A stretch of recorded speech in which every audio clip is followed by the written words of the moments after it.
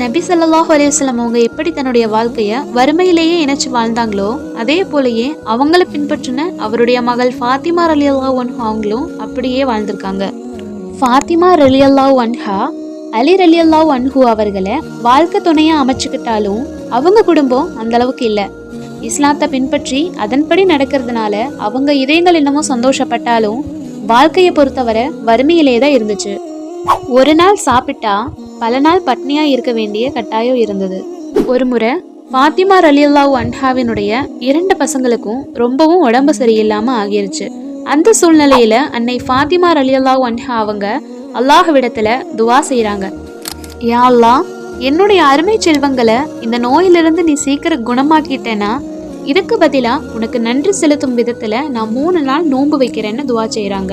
இதை கேட்ட அலி ரலியல்லாஹு அன்ஹு அவங்களோட சேர்ந்து நானும் நோன்பு வைக்கிறேன்னு நீ